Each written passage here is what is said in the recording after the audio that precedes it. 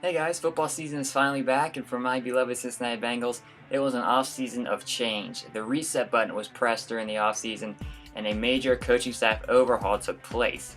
After what many people in the local area consider to be a solid draft class, will that, combined with the coaching staff, be enough to get the Bengals into the playoffs for the first time since the 2015-16 season? Let's find out. Let's start with the defense. Paul Guenther is out as defensive coordinator, and Terrell Austin is in. He brings a much more aggressive coaching style to the defense compared to Guenther's. While Guenther stressed keeping points off the board, Austin seems to be more aggressive in that he tries to force more turnovers.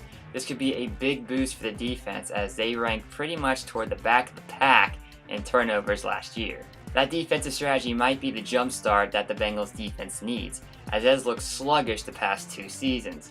With a rushing attack consisting of Carlos Dunlap, Geno Atkins, and the returning Carl Lawson after his fine rookie season, they can all force the quarterback to make bad throws, make him uncomfortable in the pocket, or perhaps even force a fumble or get a sack. The secondary can also thrive in this new defensive structure as well. George Iloka is always a threat to pick the ball off in safety position, and William Jackson III is looking to be the breakout defensive star, not only on the team, but perhaps the NFL. His coverage last year was great, and I expect nothing less from him this season as well. The linebackers look solid as well, even though Vontaze Burfict has to serve a 4-game suspension. In his absence, I would think that guys like Jordan Evans, Preston Brown, and Nick Vigil are more than capable of wreaking havoc on opposing offenses. Moving to the offensive side of the ball, there were a lot of questions about how successful this unit could be in 2018. Bill Lazor is returning as the offensive coordinator for his first full season as offensive coordinator. As you may recall, he took over for Ken Zampese 2 games into last season. Frank Polk is the new offensive line coach, and hopefully he can rebuild and rejuvenate an offensive line that has faltered the past 2 seasons. Clint Bowling was by far the best offensive lineman for the Bengals the past 2 seasons, and he should be helped with the additions of Cordy Glenn and newly drafted Billy Price, who has taken over for the center position. While Price has been pretty much perfect from the shotgun position, when it comes to snapping from under center, he's had a little bit of trouble, but hopefully he can get that resolved before the season starts. Now, I'm not saying that the offensive line is fixed or perfect or anything like that. There are still guys like Jake Fisher and Cedric Aboyhe, which will cause Bengal fans more than enough headaches this season if they continue to struggle much like they did the past 2 years. In my opinion, and virtually everybody's opinion here in Cincinnati, how well the offensive line plays determines how successful this offense can be and how Dalton can utilize the weapons at his disposal. Now let's get into some of those weapons that Andy Dalton can throw to and hand the ball off to as well. Running back Jeremy Hill and wide receiver Brandon LaFell are gone. It's pretty much a new staff aside from Dalton and Green. Joe Mixon will join Giovanni Bernard in the backfield, and together I think that these two could be one of the best running back duos in the entire league.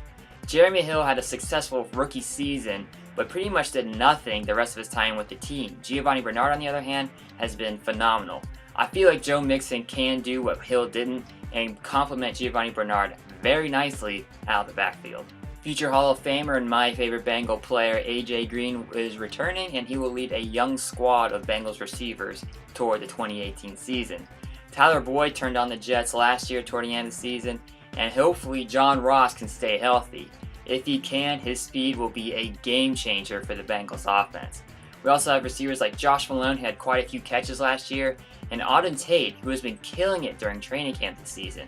If all these guys can be implemented into the offense, I feel like the passing attack could be second to none. Tyler Eifert signed a 1-year contract and is back alongside suitable tight ends CJ Uzomah and Tyler Kroft. The biggest question here, though, is if Tyler Eifert can stay healthy. When he's healthy, he is on. He's one of the best tight ends in the league. When he's hurt, though, he is non-existent, and that's been a huge asterisk for his career with the Bengals so far. Another big player to look out for is Ryan Hewitt.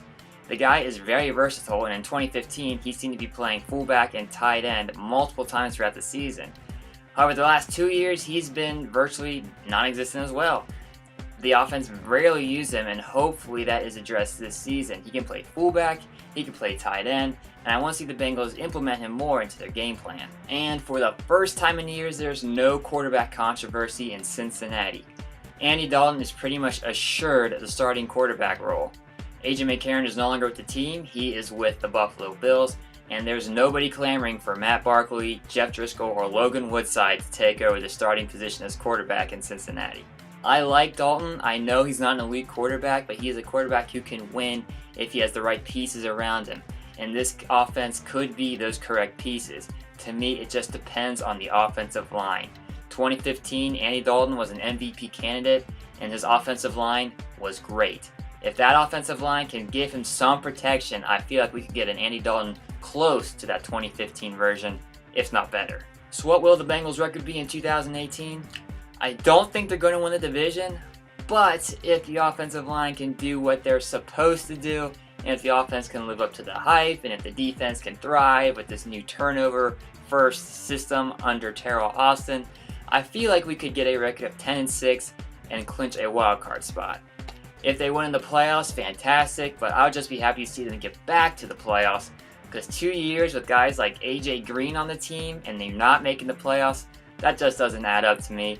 So with a Hall of Famer like AJ Green, you got to get into the playoffs. I feel like this team has the potential to do it. So hopefully they can do it, and maybe they can go on a Super Bowl run. Far-fetched, I know, but we'll never know until the playoffs start. Who dey?